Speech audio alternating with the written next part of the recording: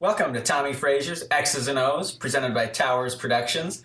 I'm Jimmy Shield, and Tommy, it's that time of year, bowl time, Gator Bowl Preview. But first... No, the time of year is holiday season. Yeah. You know, we hadn't done a show in a couple of weeks because there wasn't much to talk about.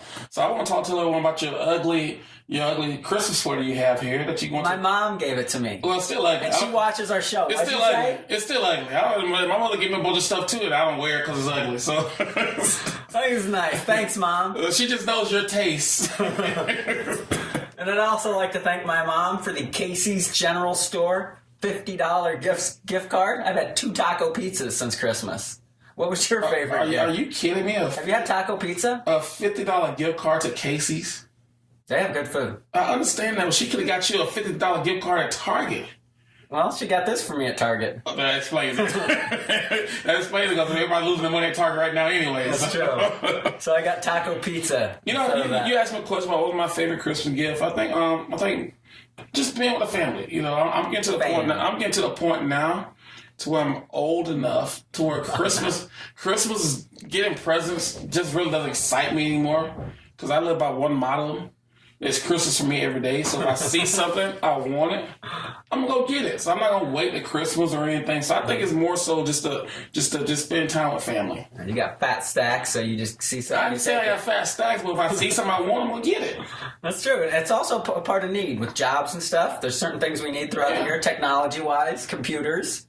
Well, I don't need technology and community, but I did want a bit, and I'm looking for my new laptop that's coming. It's supposed to be touchscreen, wireless, I wouldn't hold your breath. no hard drive and all that kind of stuff. So I'm just waiting. See, now that would have been my exciting Christmas gift. I walked in and he gave me this package and I could unwrap it. Of course, we're talking about our producer Dan here. Yeah. The vets, but the vet. Maybe you'll be able to. You could have read previews of the Gator Bowl coming up, but you don't have it, so we'll just have to give. I do have a smartphone though, okay. And with a smartphone you can see everything. And you know, I think the Gator Bowl is to me. There's not much excitement by either team right now because it's a rematch from last year, and with all the injuries that both teams had, and now you hear the Georgia's suspending a couple of their players, and we lost about 3 or 4 of our players, and you know just the momentum and just the intrigue of this game is just not there. Yeah, but again, it's football. There's always going to be injuries, but for us, I think there's a little more interest because we're trying to pay them back. Because last year's game, you know, Nebraska had an 8-point lead midway through the third quarter, and they played well. It didn't finish well, but you know, I can live with a competitive loss like that. But I've noticed with this team here that when we get out the big leads, we never finish well. I think we play better when the game is close all the way through because now they stay more focused. You know, and I want to see them start well and finish well, but the roller coaster. But it's the roller coaster effect. But Georgia's going to be a team that's going they're not going to lie down because they're used to playing tough teams all year. Yeah. And facing Nebraska is not going to be anything special to them because they face Georgia, they face Alabama. I don't know if they play Alabama this year, but they face tough teams every week in and week out in the SEC. So this is not going to be anything they're going to be afraid to play this game. And I don't think they're going to be a letdown game for them either. While they had big aspirations, last year they were 5 yards away from beating Alabama. Right. It still came in. Their offense. What do you see from their offense? Well, I think the strength of the offense and what they're going to try to focus on right now is the run game. You know, with Gurley, I think he's probably one of the top backs in the nation. I think he's big, powerful, and explosive, and he hurt us last year when no one really knew about him. He hurt us last year, and I believe that Mark Rick and his staff, offensive staff, they know the game plan and what it takes to beat a plenty coach defense because they did it last year and the way they did it. Now they don't have the quarterback because he's out with an injury, but they still have talent. Yeah, it's a fourth-year junior who was successful against Georgia Tech. So he may not be as dangerous as Aaron Murray, who threw for 450 yards. But he still has talent. Yeah, but and he's going to be able to tandem with Todd Gurley. Yeah, and I promise you, Georgia's probably going to run the ball just to take some of the pressure off and to force Nebraska to show what they're going to do, and then they're going to open it up. So I don't think it's going to be a tough task for Georgia, for Nebraska in this game. Do we have a chance? Yes, we always have a chance. But I just with the layoff and with the momentum that Nebraska was having defense towards the end of the year and this long layoff, no one knows how Nebraska's going to respond. You're watching Tommie Frazier's X's and Os, presented by Towers Productions. And you mentioned the momentum with the defense. Now, obviously, it didn't end so good against Iowa, but from the beginning of the year to the end of the year, they did stop the run better. Yeah, and that was from the defensive line. And that's the most important thing you said. From the beginning of the year to the end of the year, they stopped the run. Why? Because they started getting more productivity out of the defensive line. Earlier in the season, they weren't getting anything, and then when you have unproven linebackers in there and want them to be the focal point stop runs, you can't do it. Mm-hmm. So defensive line turned it up, and they got better. And if you ask me who's my MVP on defense, the defensive front, because they started getting pressure without blitzing all the time, and they started stopping the run. That's all you can ask from defensive line. But there's still things that they play not consistent enough for me. To where there are still times, so if you go back and look at the Iowa game, they got knocked off the ball. And that could be just personnel. That could be Iowa playing more two tight end versus when Nebraska playing 2 or 4 down linemen. That's just personnel stuff there. That's stuff that can be corrected. But I was happy to see the defensive line finish strong and play the way they did based from the start of the season to the end of the season. And I think the linebackers, a couple lineup changes. They didn't finish with the same, but they got a little more consistency with Michael Rose, Zaire Anderson, and Santos. Mm-hmm. I really hope to see Nate Gary stay at linebacker because I love those smaller, faster guys. But see, my thing with Nate Gary, you talk about Michael, true freshman too. You talk about Michael Rose, you talk about David Santos, and you talk about Zaire Anderson. To me, that was your best tandem of linebackers. Nate Gary, for me, I think he's more of a strong safety type guy to where you put him down in the box and let him play that way. You put him in because he's fast enough. I don't think he's big enough to sit in that front seven and take on linemen or tight ends every play. I think he's a strong safety, and you put him down when you need someone to stop the run. You put him down the box that way. Yeah, and especially a true freshman trying to handle either position, and then also Josh Banderas, a little bigger guy. He didn't adjust, but again, you're like, why are the two true freshmen getting thrown in when you had the redshirt freshman? But we won't touch that for now. That's just the way it goes. Well, because they were looking at talent. And we both said that if you have talent, whether it's senior or freshman, you play them. Mm-hmm. Some guys, it worked for us, some guys didn't. Because Mike Rose is a redshirt freshman, and he started coming on. So I'm saying, and I've always said, I'll take the most talented guy over the smartest guy, because at least you know that, hey, you might get beat because they made mistakes, but you're not going to get beat because of ability. Well, I hope Gary stays at linebacker, but he might flip back to the defensive backs where this year, corners, I think, still a strength. Mm-hmm. People started to go away from SJB, but, rightfully so. And then you have, they're going to get tested at some point. But what about the safety play? Alongside Cooper was, I think, the question mark. Cooper came along strong. I was impressed how, and the knock on Cooper was that he wasn't physical or he didn't have it there mentally. But I think out of the whole secondary, I think he's the one that made the most improvement from the year prior to this year. And he played more consistent. Now, did he make bad reads? Yes, a lot of guys on defense. But I think he, as he more reps he got, the better he started playing. Because last time I checked, he started at corner. He were wide receiver to corner. So he bounced around. So now I think once they finally got him to a position where he can feel comfortable at that same position, he started playing well. Mm-hmm. So they'll definitely have, the senior experience back there. Yes. Hunter Mason is the Georgia quarterback. So we'll see how he does. But the Nebraska quarterback, now Tommie's getting the start. All healed up. I hope so. I don't know if he's all healed up, but I think with the 3 weeks off that he had and coming now almost a month off, I think he's closer. Mm-hmm. It's hard to say how bad that ankle injury was, but I will hope that he's 100%. I hope that they did everything they can to get him the treatment and not put the pound on him. But you won't know until the game out there, because one thing people don't realize about when you sprain an ankle, it never heals until you're off of it for a long period of time. So he's going to be as close to 100%, if not 100%, as he can be. And he does give Nebraska the ability to run their whole package. Right. Where I'm a big fan of RK3. But, I'm a fan. What do you think the rotation's going to be? Bo will tell us 100 different things, and we'll have no idea. Well, I'm to the point now to where I don't even listen to what Bo says when they talk about who's going to play, who doesn't play. I think that it's going to play by strength. It's going to depend on how well Tommie's playing.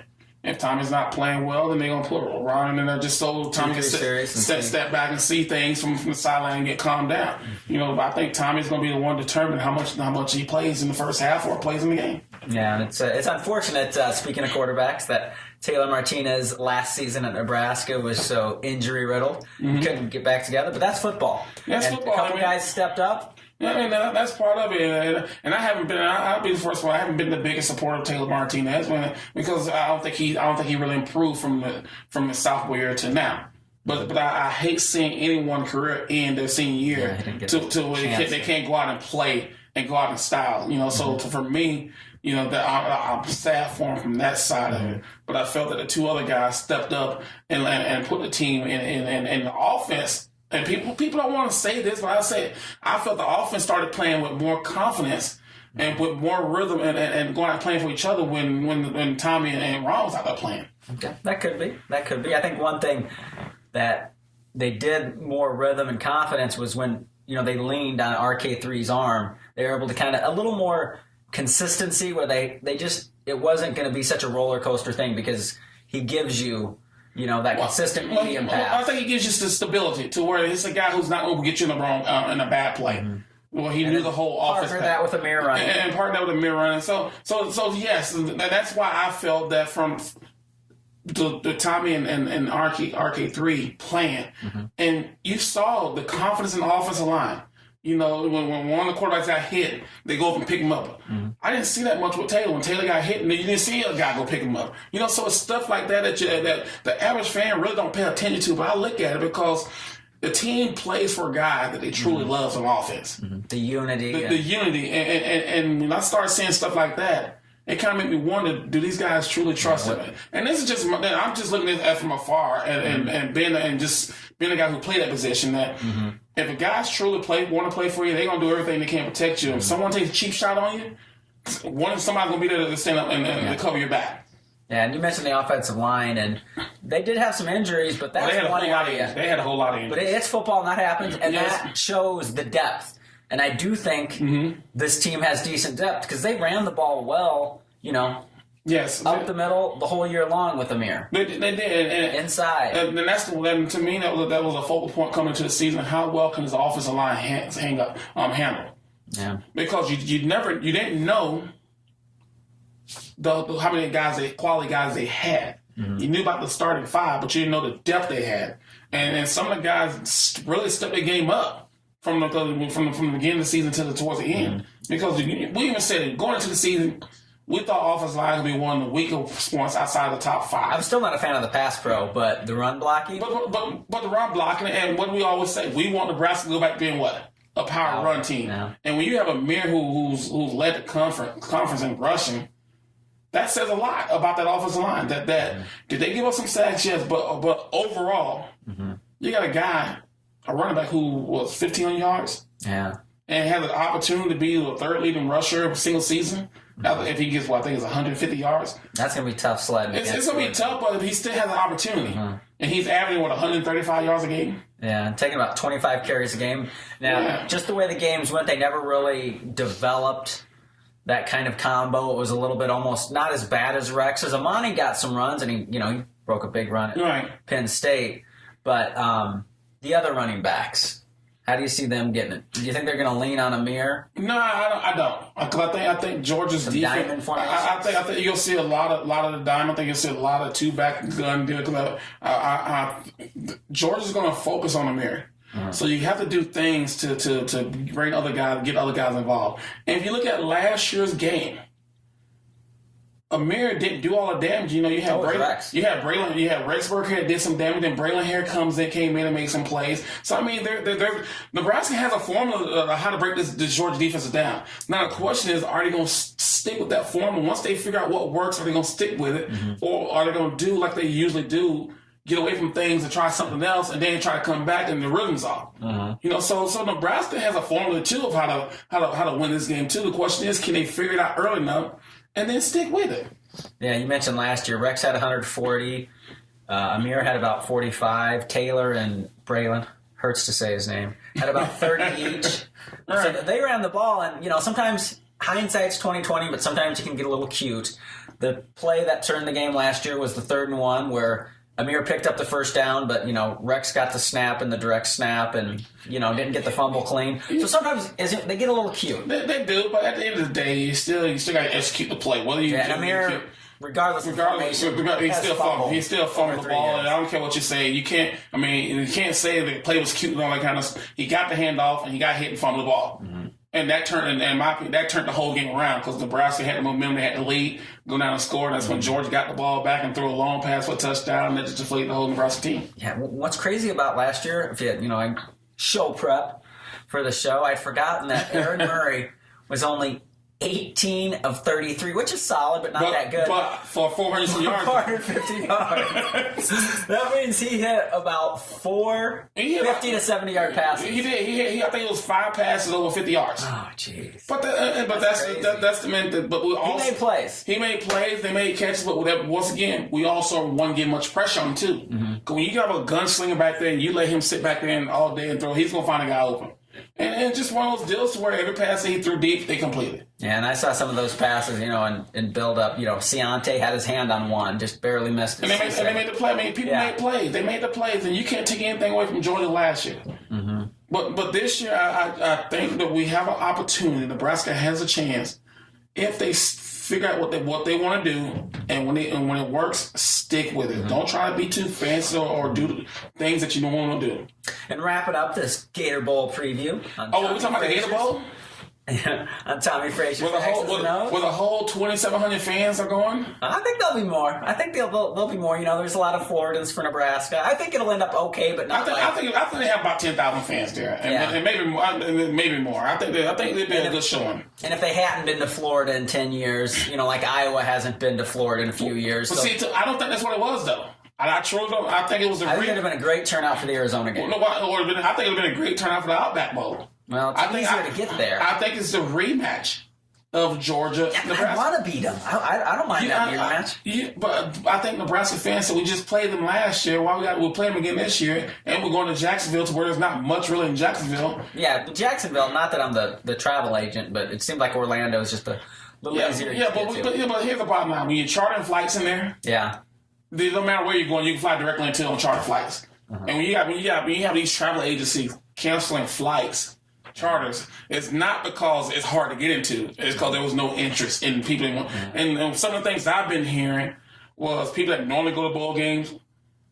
Why would I spend that kind of money? Because it was a pretty expensive price to go and watch the game blown out again on national TV when I can sit at home. Now I'm not saying that if Nebraska loses, they're going to get blown out, and Nebraska have a very good chance of winning. Yeah. But that's the mindset of Nebraska fans now. Yeah. And no Taylor Martinez. Well, I don't think they really care about that. All right, so who do you like in the game? Ooh, you put me. I like Georgia. I'll just go out and say it. Unless my one thing is if Ron Kellogg comes off the bench, that's our best shot. Jamie, I'm with you. I think Georgia's going to make the big plays. They're a good team. They're a good football team. Yeah, Auburn. And I think they're more battle tested than we really are when it comes to. It's better. So I think Georgia will win it, but I think it'll be real close. And I'm going to say this: whoever turns the ball over the most is going to lose this game. Well, just with the with the history of last year, Nebraska will always almost lose that by 1 or 2 in turnover margin. But Georgia's a good team. But for me, this game is so close when it comes to talent, when it comes to them not having their starting quarterback playing, and we're not having Taylor playing, and we come out. We have suspension. We have a lot of guys coming back from injuries who hadn't played in a long time. They have guys. So to me, it's really going to come down to special teams. And turnovers. Yeah. Well, that probably gives the edge to Georgia. I go Georgia by 10. What do you think? I go Georgia by 10 too. Okay. I go Georgia. Agreement for once. We can shut the show. Well, I couldn't say 11, but no, but I hate going against Nebraska because I'm a true. But for some reason, we're going with our head, not our hearts. We're going our head, not our hearts. And I think Georgia's the right. I think Georgia at this point in time is with everything they have going on. I think they're the better team talent-wise. Yeah. And I just like Gurley a little more than Amir. I do. The turnover. I do, because Georgia has a big offensive line. Yeah. And I necessarily don't think we have the depth on defensive line. Yeah. Well, we'll see. Next week, we come back for the season wrap-up on Tommie Frazier's. Oh, we're doing the show next week, too? Yeah, we got to talk about the game. A New Year's edition, huh? 2014 to see how close our prediction. I hope we're both wrong. And we can talk about my trip to New Orleans. I'm heading down to the Sugar Bowl, the Alabama-Oklahoma game. Hell-raising tour, part 3. No question. In the French Quarter. Well, all that to look forward to on the next edition of Tommie Frazier's X's and O's.